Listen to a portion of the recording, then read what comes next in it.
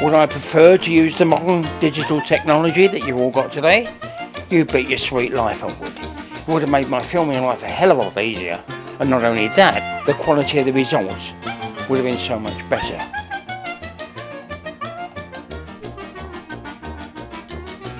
You people today have got small digital cameras that are far more light sensitive than the best film camera that there ever was. They've got good colour values, low noise and built-in sound. You've got LED lighting that uses a fraction of the battery power and is incredibly easy to carry compared with my huge batteries. Sometimes I wonder just how many of you think just now and again how difficult it all used to be.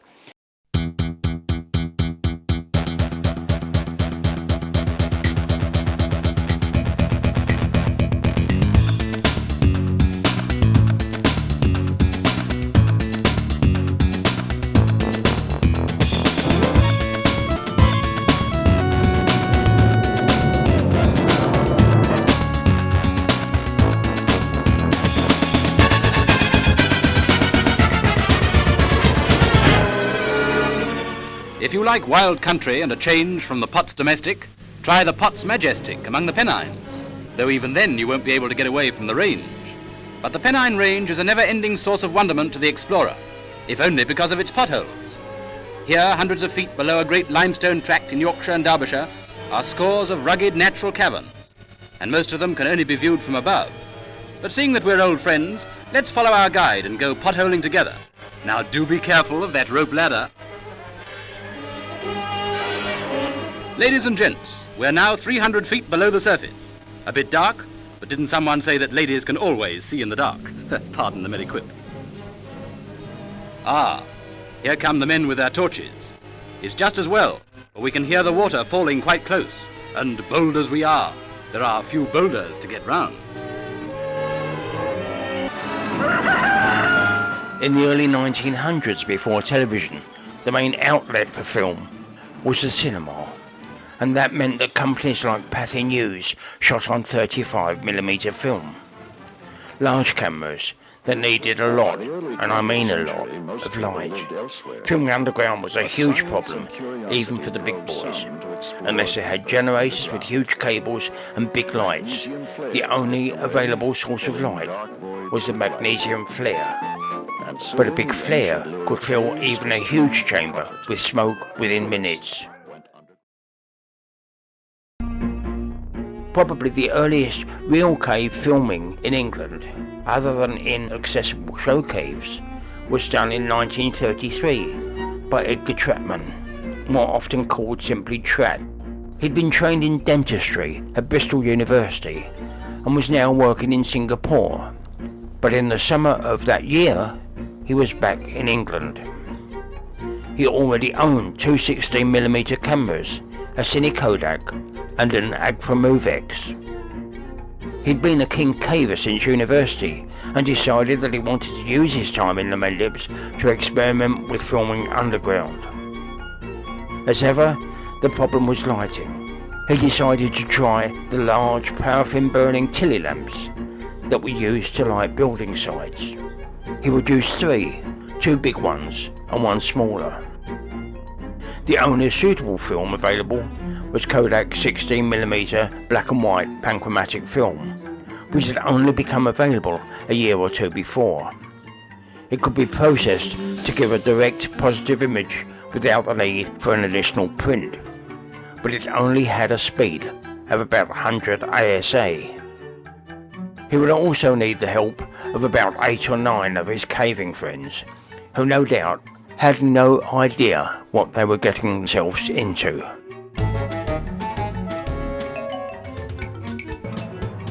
When he tested the lights in the caving hut at Barrington, it showed that even at his maximum aperture, the light was insufficient.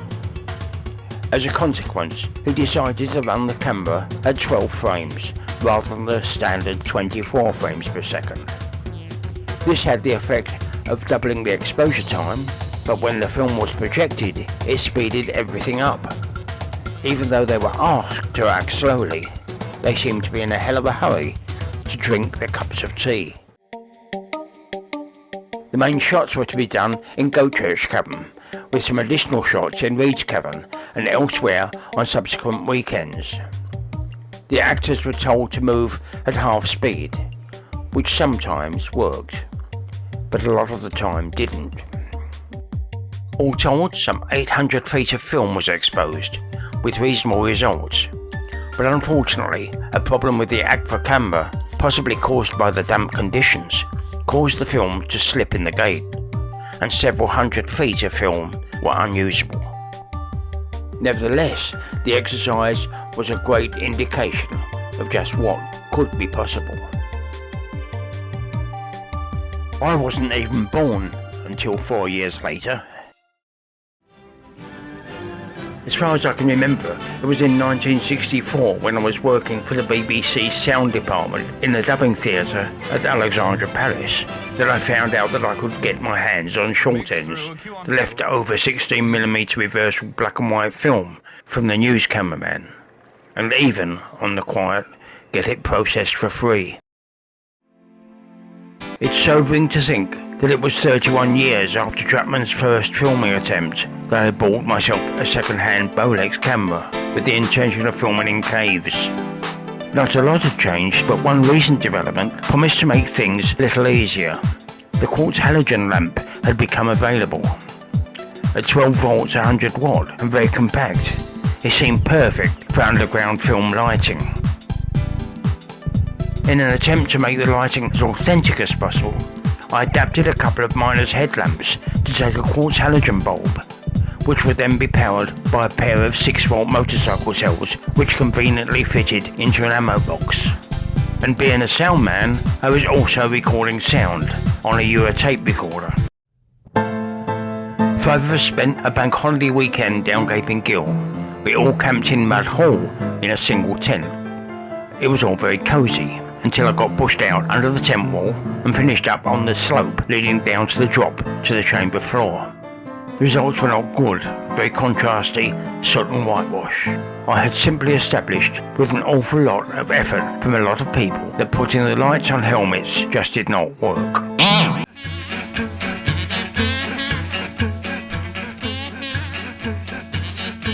Trap was not back on leave in Bristol until 1937. He now turned his attention to Lamb Lear.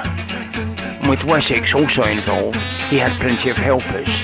The impetus was that the film was intended to be shown at the second BCRA conference in July of that year. He had a new secret weapon, an extra industrial Tilly lamp that gave even more light than the others. It had 3 mantles, and they called it the Bertha. He also had an extra single burner lamp.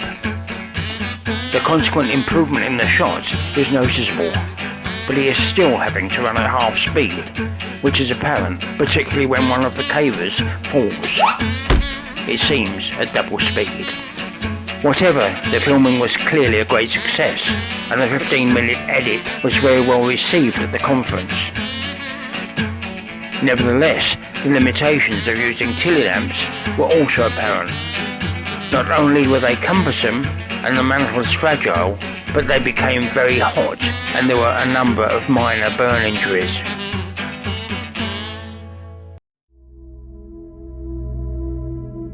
It was tragic events during the exploration of the Pierre St. Martin in the French Pyrenees that would bring cave filming to an international audience. In 1951, Ezra Tassieff and Marcel Lubin explored downstream from the bottom of the 1,000-foot deep Lepino shaft. They filmed using the only viable lighting option, magnesium flares. It made for dramatic shots, but it must have filled the passages with smoke. It was on the following year, however, they returned from a long exploration and struggled to find the way out of Salle Elizabeth Castere through the boulders. Could lingering smoke from the flares have been a contributing factor?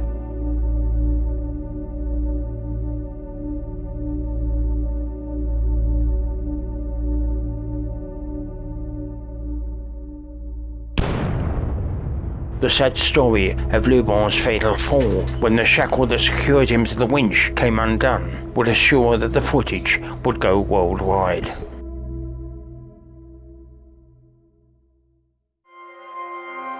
In 1953, Eli Simpson, on behalf of the BSA, embarked on a 16mm film project to be called The Birth of a Yorkshire River. It was intended to present caving to a wider audience.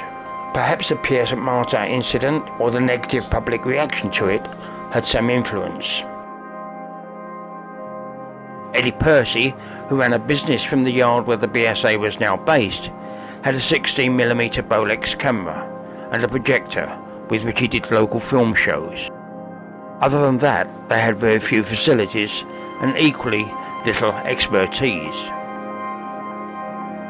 Simi, never one to do things by halves, eventually decided to use a large generator and run thick cables to power a bank of 250 volt, 500 watt photoflood bulbs. Ingleborough Cave provided an ideal location. With the generator parked outside, they could run heavy cables into the cave and power 4 500 watt bulbs, 2 in each of their specially made reflector boxes. The results were excellent.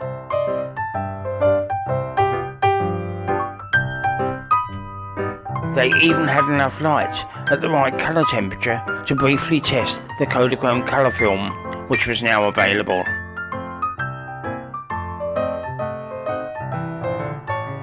Even so, this equipment severely limited the available underground locations. These shots were in Gatekirk Cave in Chaplardale, but there were few other options available.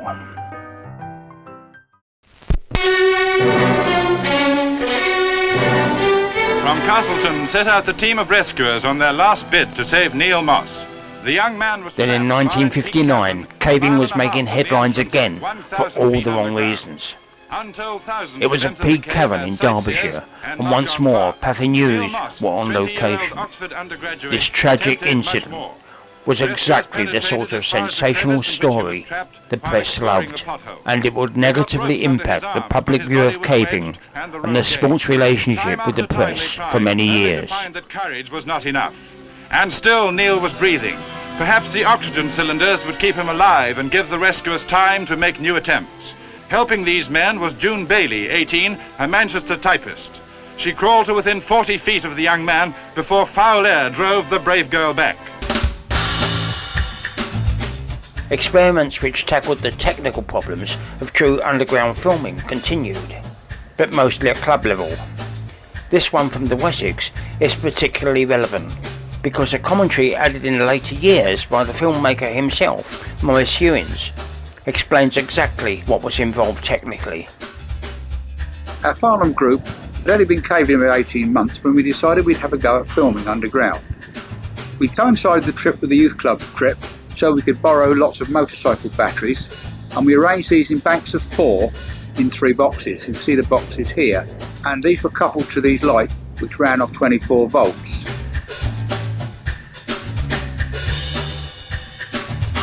We decided it would be best if we went into the cave overnight so we could have the place to ourselves, and we used some of the youth club lads as Sherpas to get the equipment over to the cave entrance.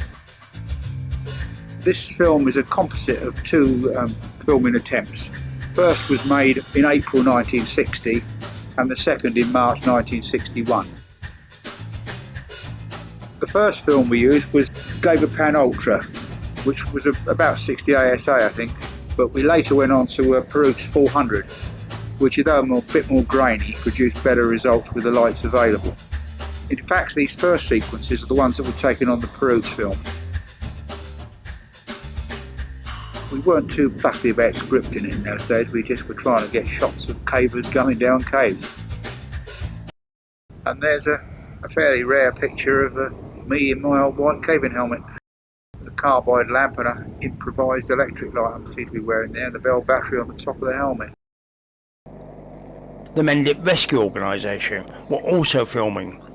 Possibly they saw it as a way to help raise funds. They're ready to go through now. The first diver has gone through and the subject is being taken through now. In the meantime, the lifeline is being gently pulled from the near side, and the air tube is also drawn back so that there are no coils left lying about inside the sump itself.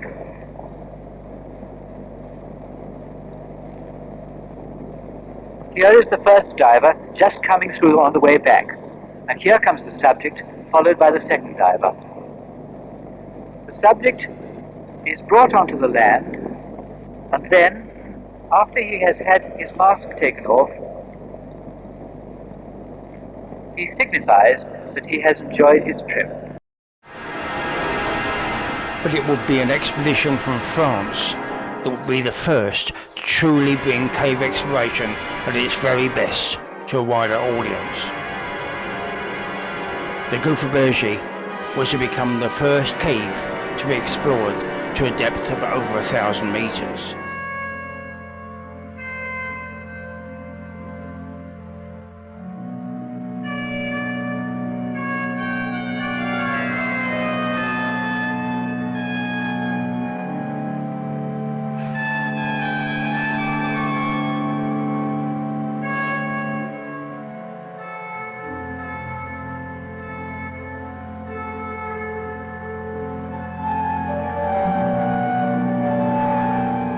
I happened to be working in the dubbing theatre at BBC Ealing when it was given an English soundtrack for broadcast. I seem to remember it was renamed the Starless River, but whatever, it was far better than all that had gone before.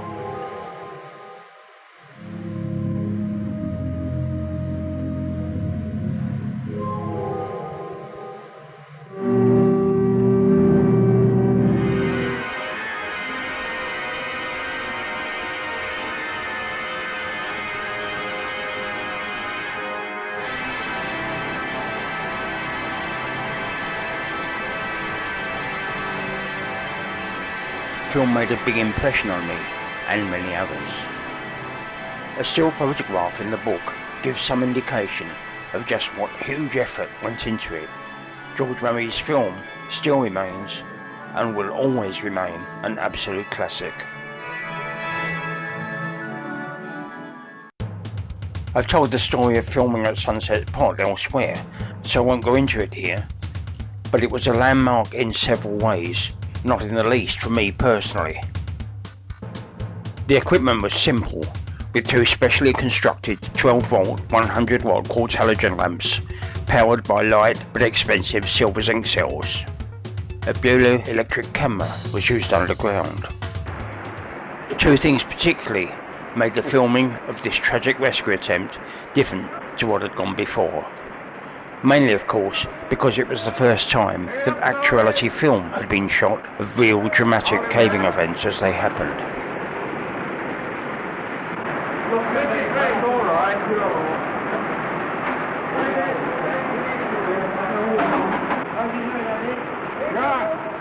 Secondly, as I actually worked for the BBC Film Unit's sound department at the time, I realised the importance of sound, and after the actual event, put a lot of effort into recording realistic sound to accompany the previously silent footage. We're doing very well on the way out. We haven't too far to go now, so we've got to keep the pressure up. We'll get you out margin.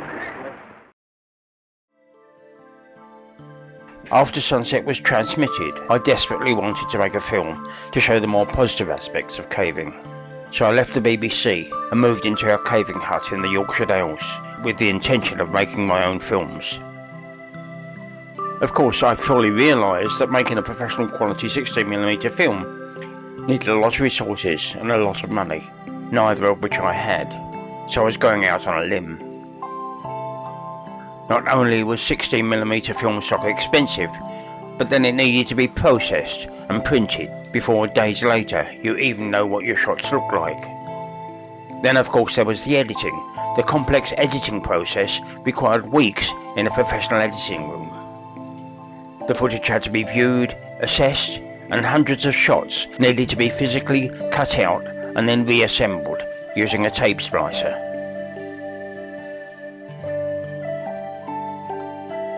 Any location sound needed to be transferred to 16mm magnetically coated stock called SEPMAG.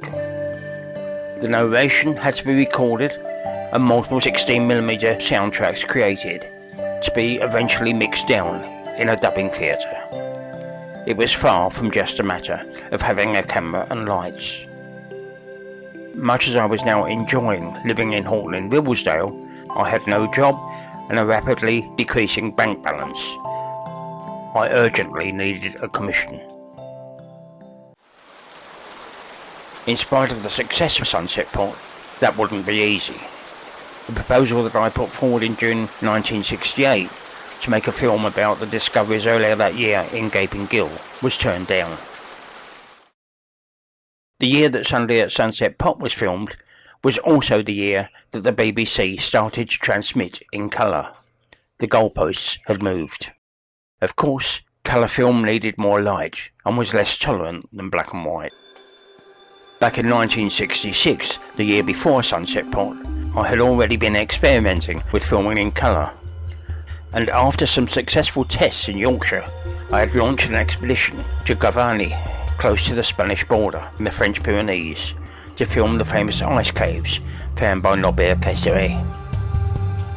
The equipment list shows that I had 3 250-watt lamp units, which used double-ended 30-volt bulbs. The batteries had to be constructed using ex-army nickel-cadmium cells and were charged using a small Honda generator. It was a great trip and we came back with some nice footage, but I never had the possibility to edit it. Now I wondered if the BBC might be interested in putting something together. I contacted Brian Branston of the Travel and Adventure department. He liked the footage, but there was not enough to fill his 1-hour World About Us slot. Had I considered making a film in England? I pointed out that I had put forward a proposal months earlier, but it had been turned down. It was the beginning of May 1969 when eventually I signed the contract. Reading it now, a few things are striking. Filming to be completed within 6 months. In fact, it will take me over a year.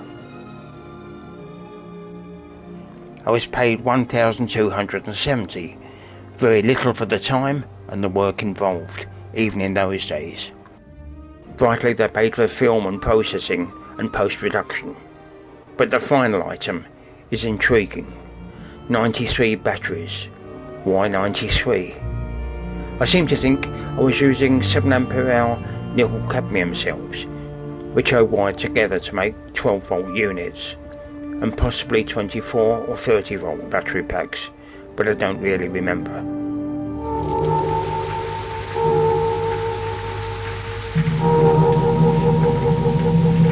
Another small group of cavers arrive at Ingleby. Why have they come? The filming would be a huge learning curve. Looking back, in spite of my BBC experience, I was more a caver that wanted to make films than a filmmaker that wanted to film caves. Also, normally a TV shoot of this nature would have a sizable team of qualified people. Now there was just me, a few mates, and the endless number of helpers that I would need to recruit weekend after weekend, all unpaid. No wonder I earned the reputation of being able to empty a pub just by walking into it. I'd set myself, perhaps foolishly, to push the limits and to film in many of the most extreme parts of Gaping Gill. Disappointment Pod, Stream Passage Pod, even Car Pod, South Craven Passage, and then the new discoveries of Whitson series from Far Country. I would need as many as 6 battery packs and a lot of people on most of these trips, and soon learned that tired, cold, pissed off cavers don't take much care of your precious gear. Apart from keeping the equipment working, recruiting helpers for the next shoot and working around the weather, it would all be an enormous task. In retrospect, it was much too ambitious. Much of the footage, hundreds of man-hours of work, would finish up on the cutting room floor. The film was supposed to end with an exploratory dive by Mike Wooding in the far reaches of Ingleby Cave. Then the clever bastard got through into new airspace. Suddenly the BBC gained new interest. Was a connection between Gaping Gill and Ingleby Cave imminent? A producer, Derek Smith, was sent up. Exactly how far are the caves apart? How much will it cost to make this connection happen? Bring in a rival diver, Tom Brown. Why aren't the divers diving every day if they really want the connection? In the end, Derek Smith also wrote an article for the Weekend Telegraph. He probably made more money in 1 month of being involved with the film than I had made over the year. Not that that was difficult. It was my introduction to the commercial realities of television. Back to the equipment. The BBC now wanted underwater shots of Mike Wooding and Tom Brown. They would send up a housing and lights, and we could do it in the river at night. A wooden box arrived. We thought the housing was inside. No, that was the housing. As far as I remember, it was about 18 inches long, 15 inches square, with perspex ends, front and back, and an Ariflex camera sat mounted in the middle. No viewfinder, you just look through the box. It also floated like a boat until we wrapped it with several weight belts.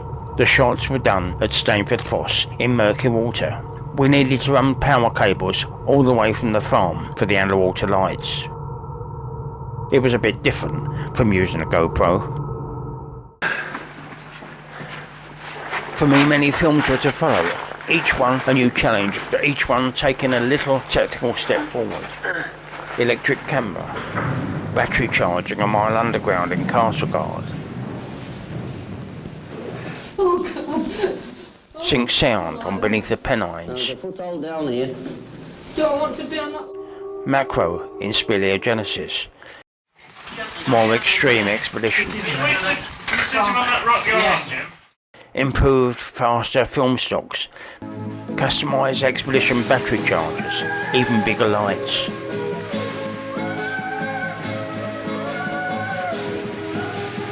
Then also a limited exploration into cave diving. Even for my epic cave diving story series, I was forced to use powerful lights and large 16mm underwater housings that would only shoot 5 minutes of film without coming to the surface to reload. Believe it or not. In 1991, at the age of 54, I was asked to film a historic caving event for Yorkshire Television. Jeff Yeadon and Jeff Crosley were to dive the underwater connection under Kingsdale, connecting King Pot and Killed Head. All the underground shots, and particularly the underwater shots, were to be shot on high 8 camcorders. It was so different from my experience on Cave Diving Story, and the results, even then, were pretty much of similar quality. It was clearly the way to go, even though at the time it only made a short calendar slot.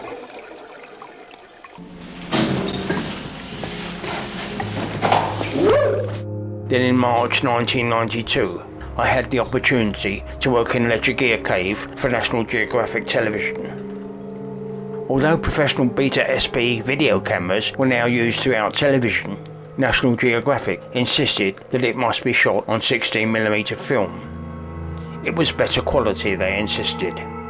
But how nice it would have been to be able to see how your lighting worked on the spot, particularly as they immediately transferred all the rushes onto tape and edited on tape. No sooner was I back than I was filming again on high 8 tape, the epic rescue in Sleet's Gill. Right, so what happened? Then in late 1992 in China, I was supposed to film in 16mm. After I managed to convince the director that true actuality exploration filming on 16mm was impossible, I was allowed to try some sequences on video on a small amateur Sony Hi8 Handycam that I just happened to have with me. It was a revelation. Compact, less lighting problems, built-in sound, no clapperboards, no film changing.